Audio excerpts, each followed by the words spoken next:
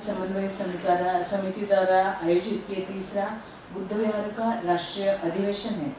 इस अधिवेशन में मुझे अपनी बात रखने का मौका दिया, इसलिए मैं सबसे पहले आप संयोजकों का मनपूर्वक ऋण व्यक्त करती हूँ।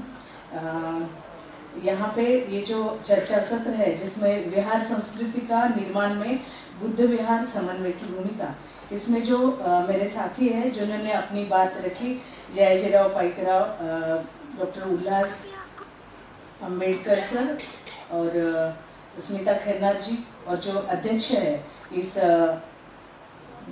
चर्चा सत्र के आचार्य राजेंद्र भालशंकर जी, और मंच पर यहाँ पर जो बनते विशुद्धानंद जी और उनके साथ जो बनते जी यहाँ पे उपस्थित है, उनको मैं नमन करती हूँ और आपके सामने अपनी बात रखने का प्रयास करती हूँ।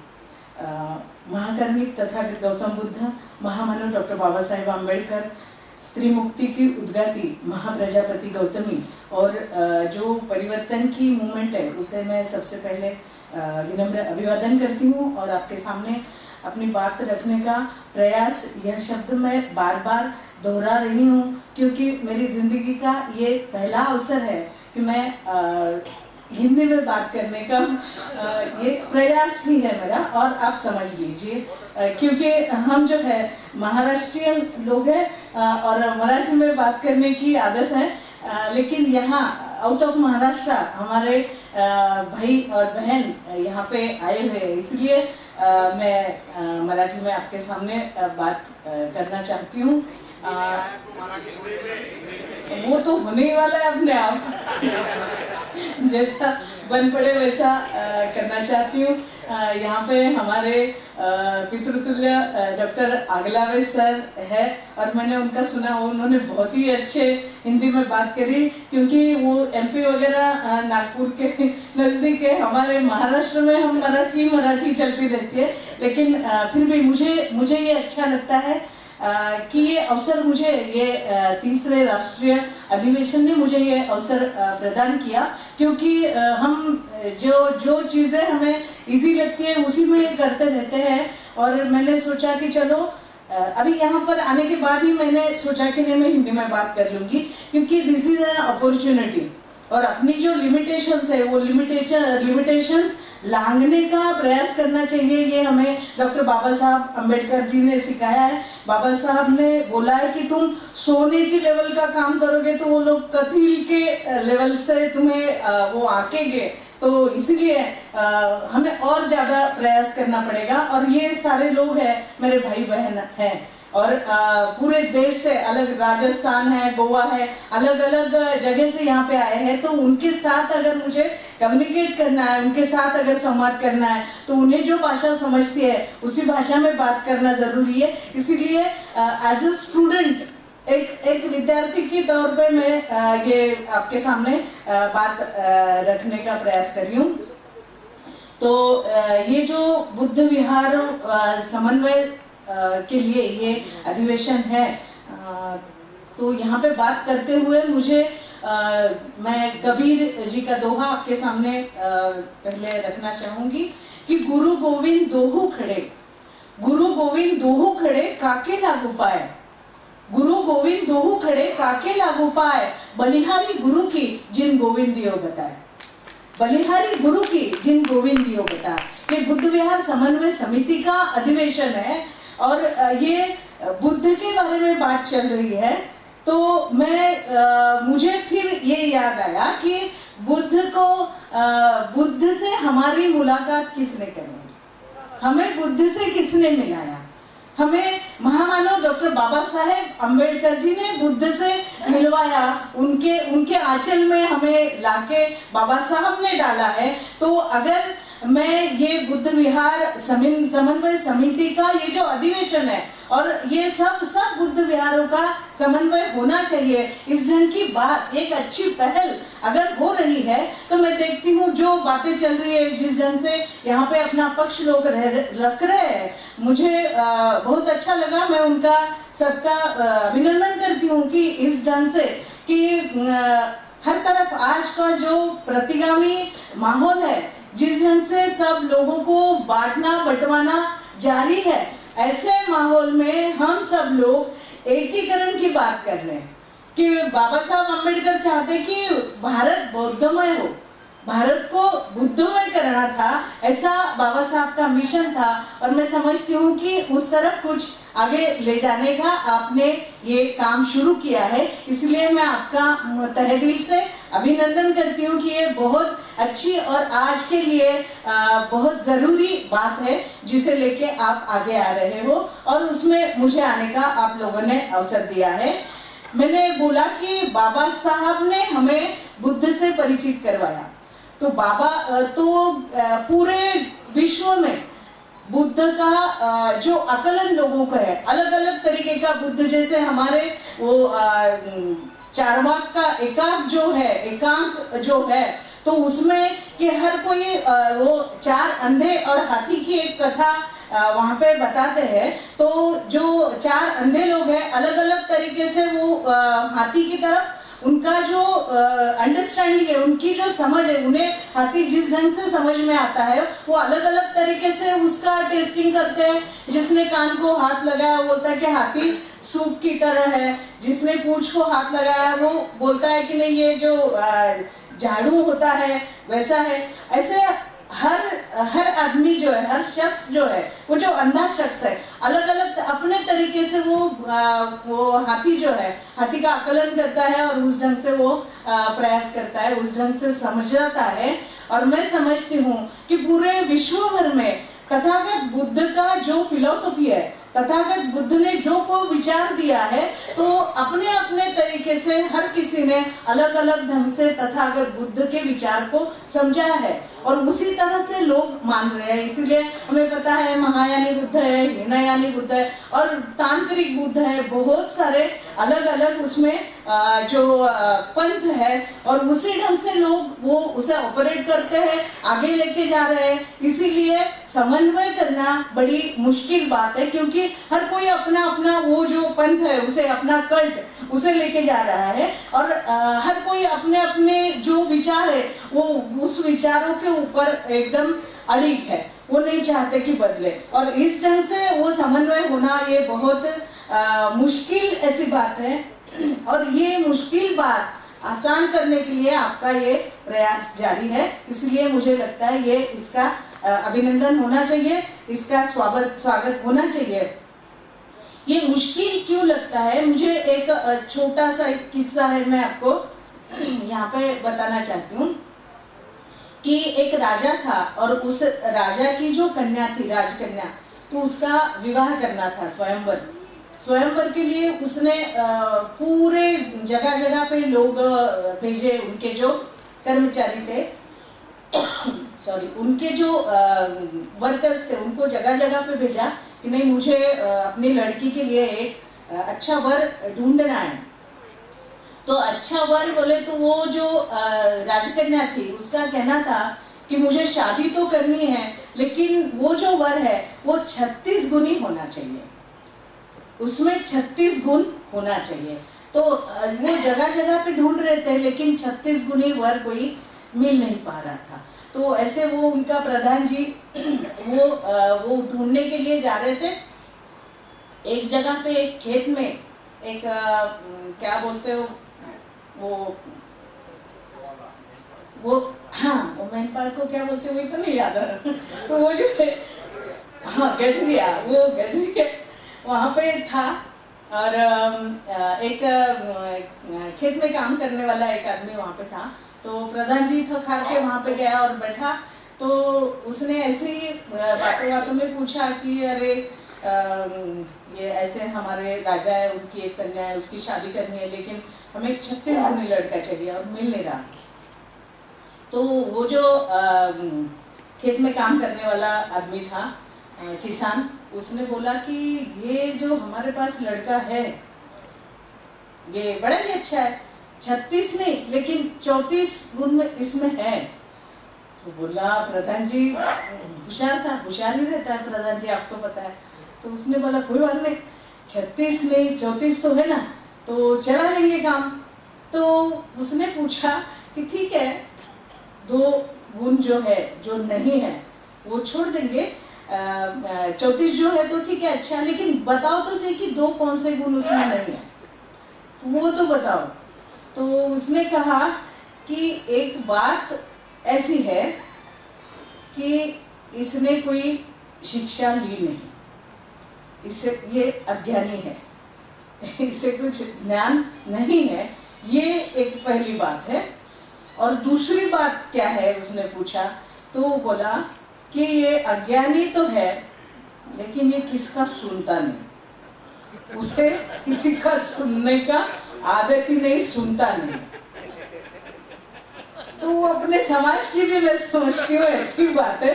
एक तो हमें इस चीज के बारे में ज्ञान है कि नहीं, हाँ, हम अज्ञानी है, अज्ञानी तो है, लेकिन हमारी बढ़िया बात यह है कि हम किसी का सुनना ही नहीं चाहते। तो हर कोई जो है ना, इसी ढंग का 36 गुणी व्यक्ति के खोज में हम निकले हैं, लेकिन हमारे पास 34 गुण है, और ये 2 ज्यादा हमारे क्वालिटीज है कि हमें ज्ञान नहीं और सुनना भी नहीं चाहते। समन्वय कैसे हो, समन्वय कैसे हो? ऐसी अगर बात है कि हमारे पास उस चीज के बारे में कोई ज्ञान नहीं है और हम किसी का सुनना भी नहीं चाहते, हम समझते हैं हमें ही सब कुछ पता है, हम ज्ञानी हैं, इसको नहीं समझता, उसको नहीं समझता, तो हर कोई एक अलग अलग जगह पे बटे हुए हैं, और इसीलिए समन्वय होना बहुत मुश्किल बात है, और इसीलिए समन्वय करना ये बहुत जरूरी बात है। क्योंकि ये सिचुएशन है तो हमें काम करना पड़ेगा, हम बहुत ज्यादा काम करना पड़ेगा, क्योंकि आज मैं यहाँ पे एक वक्ता के तौर पे खड़ी हूँ, मेरी इसमें कुछ बहुत मेरा बहुत ज्ञान है इस विषय में, ऐसा मेरा कोई भी दावा नहीं है। तो मैं यहाँ पे खड़ी हूँ, मैं बोलती हूँ कि मैं बाबा साहब की लेख हूँ, बाबा साहब की मैं लड़की हूँ, इस हद से मैं यहाँ पे खड़ी हूँ। और ऐसा भी एक, हम कन्नड़ में रहते हैं, कन्नड़ औरंगाबाद में ही है, और वहाँ पे कोई बुद्ध विहार नहीं था, तो मैं मेरे हस्बैंड राजानंद सुरड़कर और मैं, हम कन्नड़ में वहाँ पे चले गए। वहाँ पे मैं प्रोफेसर बोल के काम करती हूँ, तो हमने जहाँ पे जगह ली मकान बांधने के लिए, तो वहाँ पे हमारे अलावा एक अपने बुद्धिस्ट लोगों का एक मकान था, हमारे 2 ही मकान हैं, और बाजू में पूरा सा मिक्स पॉपुलेशन है। तो हमारे सामने ओपन प्लेस था, फिर हमने वो अतिक्रमण कर दिया दोनों ने मिलके, और वहां पे हमने विहार बनाया। तो विहार बनाया हमने, तो ऐसे काम जारी था, हम विहार बना, ये पत्रकार है, राजानंद सुरड़कर पत्रकार है, और हम सोचते हैं तो फिर हम कुछ काम ऐसा कर देते हैं। हमने ऐसे ढाढ़स किया कि नहीं करेंगे, हमने किया, तो थोड़ा सा ऐसे काम शुरू था। फिर एक्सपीरियंस मैं शेयर कर रही हूँ आपके साथ। तो एक भंते जी आए, फिर भंते जी आए तो हमने जो आस पड़ोस की, हम जहाँ रहते हैं वहाँ पे अपने लोग नहीं है ज्यादा, अपने बुद्धिस्ट ऐसे मैं बोल रही हूँ। तो हमने जो मेरा जिनके साथ कम्युनिकेशन था, वो सब औरतों को वहाँ पे बुलाया कि भंते जी आए हैं तो हमें धर्मदेशना देंगे, हम उनसे कुछ गाइडेंस लेंगे। तो उन्हें बुलाया, फिर वो औरतें जो है कि जहाँ पे बुद्ध विहार था ही नहीं, तो उनको धर्म के बारे में या कुछ उन्हें कोई ज्ञान नहीं है, तो ऐसी महिलाएं हमने बुलाई। और फिर वो आई, आने के बाद ऐसे हुआ भंते जी कि वो जो भंते जी आए थे वो सारी औरतों पे गुस्सा हो गए, उनको वो चिढ़ गए और बोले कि अरे क्या हो तुम्हें वंदना भी नहीं आती, तुम्हें त्रिशरण पंचशील भी नहीं आता, और वो बहुत ही गुस्सा हो गए। और जो औरतें आई थी वो बड़ी मायूस हो गई, उन्हें कुछ पता ही नहीं था, और भंते जी ऐसे नाराज हो गए और फिर ऐसे चिढ़ने लगे। फिर मैंने बोला कि कैसे काम हो, अभी तो शुरू भी नहीं हुआ, इनको कैसे जैसे तैसे इकट्ठा किया, और अगर भंते जी गुस्सा हो गए तो नेक्स्ट टाइम तो आएगी नहीं। औरतों का घर के बाहर आना बड़ा ही मुश्किल है, वो कल भी था, आज और ज्यादा हो गया है, तो उनको ऐसे लाना, फिर उनको ऐसे अगर वो तीतर बीतर हो गई तो क्या करना। फिर मैं उठ के खड़ी हो गई और मैंने भंते जी को बोला कि भंते जी आप नाराज मत हो, मैं एक टीचर हूँ, मैं प्रोफेसर हूँ, 31 साल हो गए मैं पढ़ाने का काम कर रही हूँ कॉलेज में, और मैंने बोला कि मैं टीचर हूँ और मेरे क्लास का लड़का, मेरा फर्स्ट डे है कॉलेज में, पहला दिन है, लेक्चर ले रही हूँ, और पिछला एकदम लास्ट वाला जो लड़का है, मैं उसको बोला, उठाती हूँ और बोलो, what is sociology, tell me the definition of sociology and who is the founder father of sociology. If I ask him like that, he don't know. तो उसे अगर पता ही नहीं है तो वो आंसर कैसे देगा, कहाँ से आएगा आंसर? तो मैंने बोला कि बंते जी कि अगर मेरे बच्चे को कुछ नहीं आता है ना तो उसकी गलती नहीं है. Being a teacher, this is my fault. अगर बंते जी हमारे पास आए नहीं तो इनको कैसे पता चलेगा? वंदना कैसे बोलिए, गाथा कैसे बोलिए, मेरे लोगों को आएगा नहीं ना. वहां पे जाना बंते जी का जरूरी है ना. अभी तो बना रहे, एकदम से नहीं आएगा, उसको वक्त लगेगा. आपका आना जरूरी है, आपका हर जगह पे जाना जरूरी है. बाबा साहब ने मुक्ति कौन पते में लिखा था, और आप लोगों को याद भी होगा जब धम्म दीक्षा देनी थी, बाबा साहब बोले कि मैं नहीं, इन बंदे गन से मैं नहीं लूंगा. ये बाबा साहब ने बोला था. क्यों बोला था? बाबा साहब बोले कि मुझे जैसे भिक्षुगण चाहिए वैसे दिखते नहीं है. कि भिक्षुगण कैसे होना चाहिए कि अगर कोई आपत्ति आ गई, कोई प्रॉब्लम आ गया तो सबसे पहले वहां पे रामकृष्ण मिशन दिखता है. मैं बाबा साहब के वर्ड्स बताती हूँ कि वो दिखते हैं, अपने भिक्षुगण दिखते नहीं है. अलग अलग जगह पे बिहारों में अगर भिक्षुगण बंदिश हो गए, वो वहीं पर स्टैग्नेट हो गए, तो समाज डेवलप कैसे होगा? वहां पे जाने के लिए एक जगह बैठने के लिए वर्षावास के समय बैठो, लेकिन हर वक्त 12 महीने आप जाओ ना लोगों के पास. ये आज जो प्रॉब्लम है, लोगों को कुछ पता नहीं. ये मेरी बहनें हैं, ये मेरे भाई हैं, मैं देखती हूँ ये डीजे जोर जोर से बजा रहे. क्यों बजा रहे हैं? उनका शिक्षण, लोक शिक्षण नहीं हुआ, उनका धम्म शिक्षण नहीं हुआ, उनको विज्ञान, बुद्ध बोले तो ज्ञान, बुद्ध ज्ञान है ना, बुद्ध विज्ञान है. तो ये विज्ञान, ये ज्ञान, इससे ये लोग कोसों दूर है, इसलिए अज्ञानी है. तो ये अज्ञान क्यों है? बाबा साहब समझते थे, बाबा साहब चाहते थे कि ये जो भिक्षु है, ये जो हमारे भिक्षुगण है, ये फुल टाइमर कार्यकर्ता के जैसा होना चाहिए. उन्होंने फुल टाइमर के जैसा होना चाहिए ना. हर जो ये हमारे टीचर है, ये हमारे सामाजिक टीचर, सोशल है, इकोनॉमिक है, रिलीजियस है, ये टीचिंग देने का काम ये हमारे भिक्षुगण का है. उन्होंने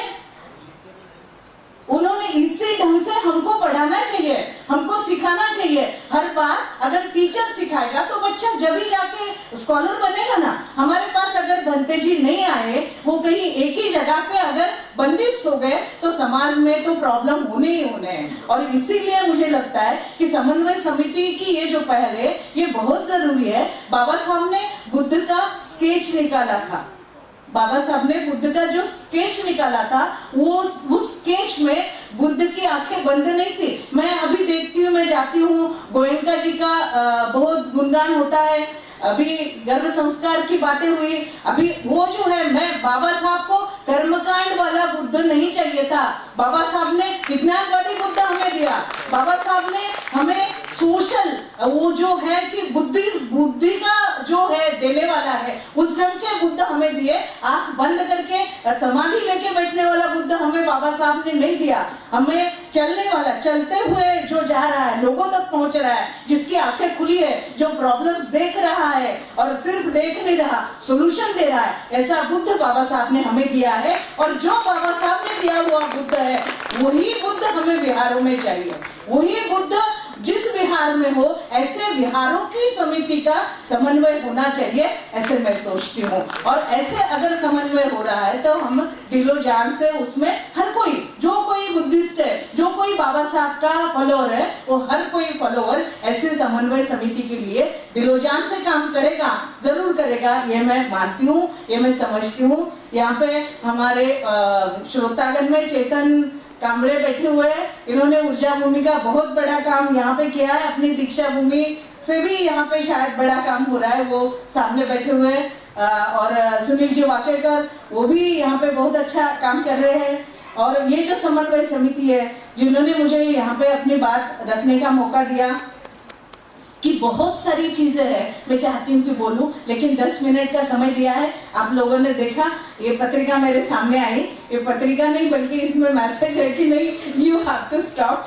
तो ठीक है कि बहुत सालों से बहुत बातें करनी है और वो बात करने के लिए समय नहीं मिलता, लेकिन मैं मानती हूँ चाहे जैसा भी है, जितना भी समय आप लोगों ने मुझे दिया, मुझे ये अपॉर्चुनिटी दी, मैं ऐसे मानती हूँ दिस इज गोल्डन अपॉर्चुनिटी कि पूरे देश से अपने लोग आए और उनके सामने कम से कम यहाँ पे आके उनको जय भीम तो बोलो, इतना भी कर दिया तो मैं बोलती कि बहुत हो गया, आगे चल के और बातें कर सकती हूँ और करेंगे शायद, अगर मुझे और बुलाया जाएगा तो मैं और बात मेरी रखूंगी। तो आप लोग यहाँ पे आए हुए हो, मैं समझती हूँ आज का जो पूरा प्रतिगामी माहौल है, इस माहौल में ये सब चीज बदलने का सामर्थ्य हमें है, क्योंकि बाबा साहब ने हमारे पास वो पूरा क्रांति का सॉफ्टवेयर दिया हुआ है। वो जो सॉफ्टवेयर है, वो सॉफ्टवेयर में ऐसे ना कि वो स्मॉल लेटर्स रहते हैं, वो बिग लेटर्स, वो स्मॉल लेटर्स रहते हैं। मैं एक छोटी सी बात बता के मेरा ये जो बात है खत्म करूंगी। मेरी एक मौसी है, मेरी मौसी वो अनपढ़ है, वो बोधी गया के लिए गई थी। मैं जहाँ जाती हूँ वहाँ पे एक बात रखती हूँ, आज के माहौल में ये रखना मुझे लगता है बहुत ही जरूरी है। मेरी अनपढ़ मौसी बोधी गया के लिए गई थी धम्म यात्रा पे। वहाँ पे जाने के बाद वो इधर उधर देखते देखते सब लोग तितर बितर हो गए, कोई इधर गया कोई उधर गया। आप लोग समझते हैं ना मैं क्या कर रही हूँ, कोई इसके साथ गया कोई उसके साथ, अलग अलग जगह पे सब लोग चले गए। और मेरी मौसी अनपढ़ है, उसको भाषा मराठी के अलावा दूसरी कुछ भाषा आती नहीं, हिंदी आने की कोई बातें नहीं, इंग्लिश का तो सवाल ही पैदा नहीं होता। और वो वहां पे गई और डर गई कि अरे अपने लोग तो सब इधर उधर चले गए। आप समझते हैं कि मेरे लोग तो सब इधर उधर चले गए, अभी क्या करना। तो वो मौसी रोने लगी और रोते रोते उसकी आंखों से आंसू आने लगे और रोते रोते उसे कुछ समझ में नहीं आया और वो बोधी गया, वो बोधी वृक्ष के नीचे वहां पे बैठ के मेरी मौसी ने भीम गीत गाना शुरू कर दिया। बाबा साहब के गाने गाना उसने शुरू कर दिया, चाहे भाषा मराठी थी, बट लोगों को ये तो समझ में आ गया कि ये जो कोई लेडी यहाँ पे आई है बाबा साहब का नाम लेके कुछ गाना गा रही है, तो लोग उसके पास इकट्ठा हो गए और उसने तो वो उसके पास इकट्ठा हो गए और उसे पूछने लगे कि क्या हो गया, आप रो क्यों रही हो। तो उसने बोला कि मैं औरंगाबाद, आज जैसे छत्रपति संभाजीनगर कि वहां से आई हूँ, हम साथ में थे इकट्ठे जब आए थे, अभी हमारे सब लोग इधर उधर चले गए और सब लोग बिखर गए, इसलिए मुझे रोना आ रहा है, मैं इसीलिए गाना गा रही हूँ। तो वो लोगों को समझ में आ गया, उन्होंने ढूंढ के सारे लोगों को, उनकी गाड़ी में जो लोग थे उनको इकट्ठा किया और उनके लोगों से उन्हें मिला दिया। वो अनपढ़ औरत थी, उसे समझ में आ गया कि लोग अगर बिखर गए तो क्या करना चाहिए। वो अनपढ़ औरत को पता चला कि जय भीम ये जो वर्ड है, दिस इज अवर पासवर्ड। हाँ, पासवर्ड, ये अपना पासवर्ड है जय भीम। आप कोई भी अगर बिखर रहा है, कोई इधर उधर जा रहा है, ये बिहारों की बात कर रही हूँ मैं, जहाँ पे अभी इटखेड़ा में रहती हूँ, तो वो मैंने बोला कि आपका लीडर कौन है वहाँ पे, जो लोकल लीडर। तो मैंने पूछा कि आपका लीडर कौन है, तो वो बोले वो वहाँ का एक बीजेपी का जो विधायक है उसका नाम उसने बोला। तो मैंने बोला कैसे कैसे, तो उन्होंने बिहार बनवा के दिया। तो अगर बिहार बनवाने वाला आरएसएस का बीजेपी का रहेगा तो बाबा साहब की बात क्या करेगा, उसका समन्वय करके क्या करे। तो बाबा साहब ये अपना पासवर्ड है, अपने दिल में लिख के रखो, अपने लोगों से बोलो, अपने बहनों से बोलो, भाइयों से बोलो कि यही पासवर्ड है, चाहे कोई भी संकट हो तो बाबा साहब, और बाबा साहब ने जो बुद्ध हमें दिया है उसको लेकर आगे चलेंगे तो ये समन्वय जरूर यशस्वी रहेगा, ऐसे मुझे विश्वास है। आपने मुझे यहाँ पे बुलाया और बोलने का मौका दिया, थोड़ी हिंदी भाषा ज्यादा होगी। Thank you very much. तो आप सबको क्रांतिकारी जय भीम, धन्यवाद। तथागत गौतम बुद्ध डॉक्टर बाबासाहेब आंबेडकर यांना मी प्रथम वंदन करतो। उसी के साथ मैं मंच पर बैठे हुए भिक्खुगण, उपस्थित सब वक्ता और मेरे सामने बैठे सब उपासक उपासिका इनको मैं सप्रेम जय भीम करता हूँ। भाइयों, अभी मैं इस दिन का जो पूरा कार्यक्रम है, इसका ये आखिरी सत्र चल रहा है और आखिरी सत्र का आखिरी ये भाषण है। तो अभी मेरी ऐसी अवस्था है कि जब आदमी 3 घंटे पिक्चर देखता है, 3 घंटे पिक्चर देखने के बाद जब पिक्चर बंद होता है तो पिक्चर बनाने वाले का नाम की जो लिस्ट आती है, तो वो देखने की भी उनको इच्छा नहीं होती। वो जब लिस्ट चलती है तो लोग भी ऐसे अपने दरवाजे से बाहर निकलते हैं। तो ऐसी सिचुएशन आपकी होगी ऐसा मैं समझता हूँ, क्योंकि पूरा दिन आप बैठे हैं, सुन रहे हैं, आपके दिमाग पे बुद्ध, बाबा साहब आम्बेडकर के विचार की बहुत ऐसा क्या बोलते हैं उसको, मारा बोलते हैं ना मराठी में, हैमरिंग ऐसा हो रहा है। लेकिन अध्यक्ष के नाते मुझे कुछ तो भी 2-4 शब्द तो बोलना ही चाहिए, और अध्यक्ष बोल रहा है तो आप श्रोता है तो उसके नाते आपको भी थोड़ा 2-4 शब्द सुनना है, ऐसी मेरी रिक्वेस्ट है। तो साथियों, आज का जो विषय जो है विहार संस्कृति का निर्माण में बुद्ध विहार समन्वय की भूमिका, विषय तो बहुत गंभीर है और बहुत विचार करने की, इसमें बहुत विचार भी करना है।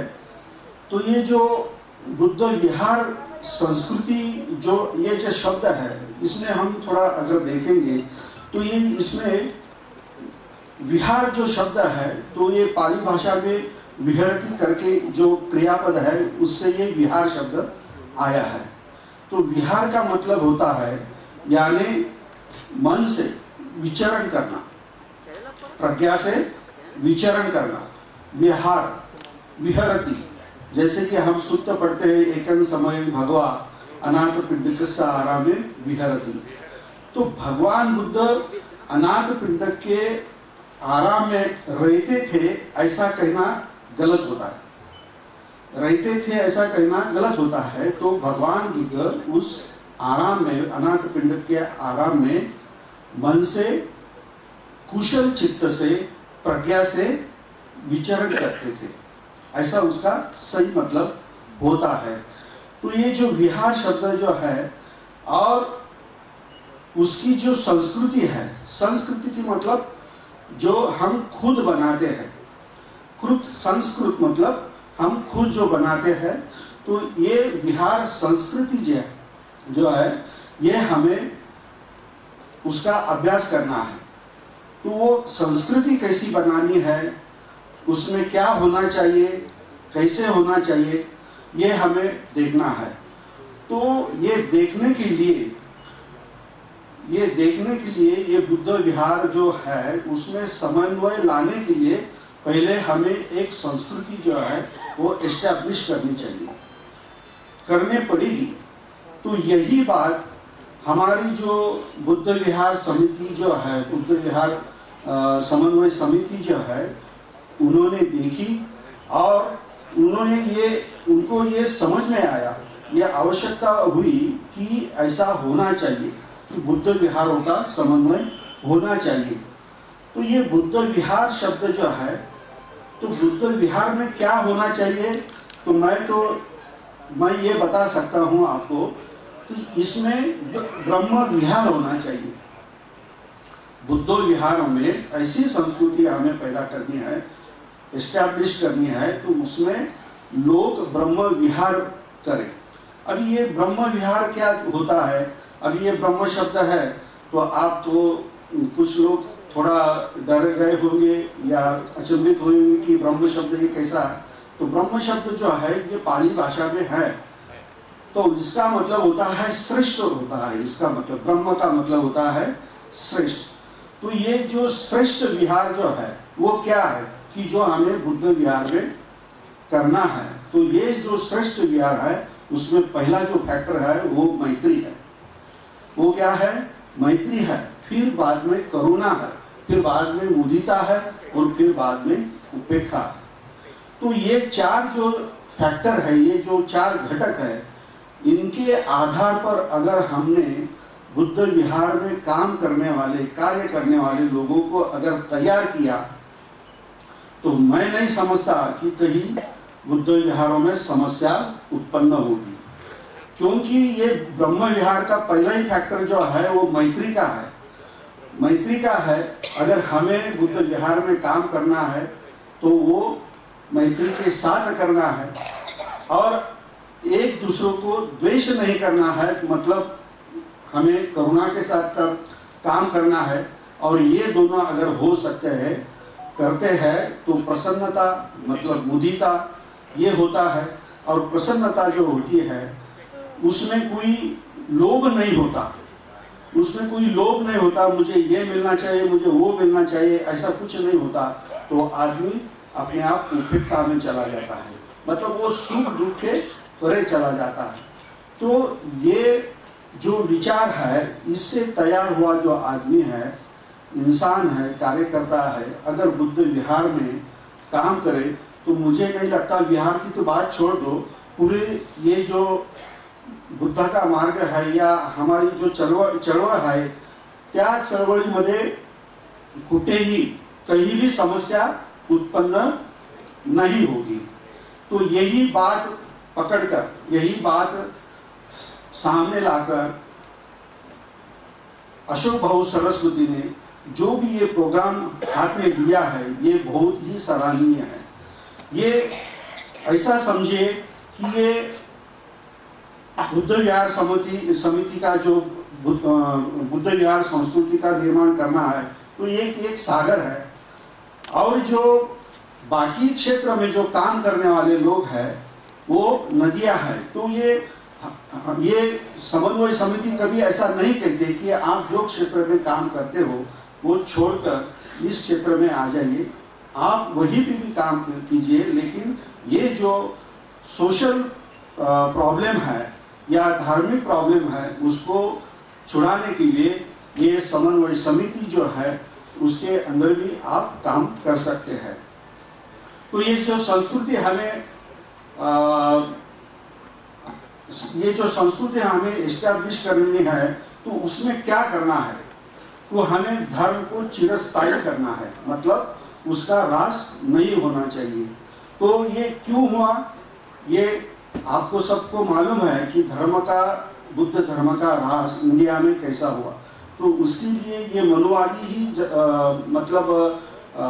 क्या होते कारणीभूत है, ऐसा नहीं, तो हमारे जैसे उपासक उपासिका भी कारणीभूत है। तो धम्म का श्रवण करना, उसकी चर्चा करना हम भूल गए हैं। इसीलिए असमनता धम्मस्य पहायनति, म्हणजे धर्म को नहीं सुनना ये धर्म का नाश कर सकती है, ऐसा होता है। तो ये जो संस्कृति जो है धर्म को सुनने के लिए सुनना, ये हमें बुद्ध विहार में एस्टैब्लिश करनी है। तो यही काम, यही भूमिका बुद्ध विहार समन्वय समिति कर रही है। और धर्म के सूत्रों को सुरक्षित रखना है, धर्म के सूत्रों को सुरक्षित रखना है। क्योंकि बहुत सारे लोग कहते हैं त्रिपिटक है, बुद्ध धर्म साहित्य है, और उसमें क्या है, भेषा है, मतलब मराठी में बोलते हैं भेषा है। तो उसको पढ़ने के बजाय, सीखने के बजाय ऐसा कह देना, ये बहुत गलत बात है। तो वो पढ़ना चाहिए, समझना चाहिए, उसकी जो लैंग्वेज है वो पढ़नी चाहिए, समझना चाहिए, फिर हमें धर्म समझ में आएगा। और उसकी जो शुद्धता जो है, धर्म की जो शुद्धता है, वो अबाधित रह सकती है। यही भूमिका समन्वय समिति ने ली है। और इसीलिए बुद्ध विहार समन्वय समिति पाली भाषा का भी प्रचार प्रसार करती है। पाली भाषा का भी प्रचार प्रसार करती है, सिर्फ एक दिन के लिए नहीं, तो पूरे साल में हर जगह 3 दिन का 2 दिन का वर्कशॉप लगाते हैं। और दिसंबर महीने में ये पाली भाषा का एग्जाम भी लेते हैं। तो इसके जरिए ये बुद्ध विहार समन्वय समिति का जो ये कार्य जो है, ये समन्वय की भूमिका जो है, ये हमें सामने आती है। तो ये सब सारी बातें जो है ये संस्कृति की बातें हैं। बाबा साहब ने भी कहा है कि ये बिहार जो है ये क्या होना चाहिए, ज्ञान का केंद्र होना चाहिए, चळवळीचे मुख्य केंद्र व्हायला पाहिजे। अशा प्रकारचे बाबासाहेबांचे सुद्धा इस तरह बाबा साहब का भी कहना था। और समाज का हित जो है इसका भी रक्षण होना चाहिए, ये केंद्र स्थान या केंद्र बिंदु होना चाहिए। और दूसरी बहुत ही महत्वपूर्ण बात है कि ये भिक्षु का प्रशिक्षण केंद्र भी होना चाहिए। ये ऐसी संस्कृति निर्माण करना, ये भूमिका बुद्ध विहार समन्वय समिति की रही है। तो इसी तरह ये जो बुद्ध विहार में काम करने वाले जो अपने कार्यकर्ता है, ये कार्यकर्ता अगर ये 3 बातें छोड़ के अगर काम करे तो और बहुत आसानी से काम कर सकते हैं, अच्छे काम कर सकते हैं। कौन सा? तो पहले तो ये सत्ता दिट्ठी जो है उसको हमें नष्ट करना है।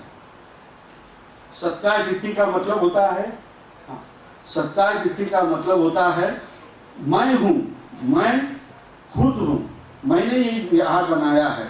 ये जो भूमिका है ये पहले दिमाग से निकाल देना चाहिए, क्योंकि वो आदमी जो है दूसरों को काम करने नहीं देता। दूसरा जो है मान सम्मान जो है हमें मुझे मिलना चाहिए क्योंकि मैं यहाँ सबसे बड़ा हूँ, ये दूसरा है। और जो दिट्ठी जो है मतलब चुकीची धारणा, ये जो 3 बातें जो है ये तीनों बातें अगर बुद्ध विहार में काम करने वाले हमारे जो कार्यकर्ता है इन्होंने निकाल दिए तो अच्छी तरह से काम हो सकता है। और ये निकालने का ही काम बुद्ध विहार समन्वय समिति करती है। और उसी की तरह ऐसी हर जगह पर जो देश में अभी तो महाराष्ट्र में ये चल रहा है, आगे जाके महाराष्ट्र के बाहर भी ये ऐसे प्रोग्राम होंगे। ऐसे छोटे मोटे जो अधिवेशन है ये अधिवेशन बुद्ध विहार समिति के माध्यम से होते हैं। तो इसी तरह ये जो संस्कृति है मतलब बुद्ध विहारों की संस्कृति है जो मन का विकास करती है, बुद्ध धर्म के माध्यम से मन का विकास करती है, उसको बढ़ाने का काम, उसको आगे ले जाने का काम ये बुद्ध विहार समन्वय समिति करती है। मतलब बुद्ध विहार का समन्वय करती है। तो बहुत ही टाइम बहुत कम है, मुझे बहुत सारी बातें करनी है, लेकिन टाइम की पाबंदी होने के कारण मैं अपना ये विचार जो है यहाँ पे मैं रुकता हूँ। जय भीम, जय बुद्ध, जय भारत।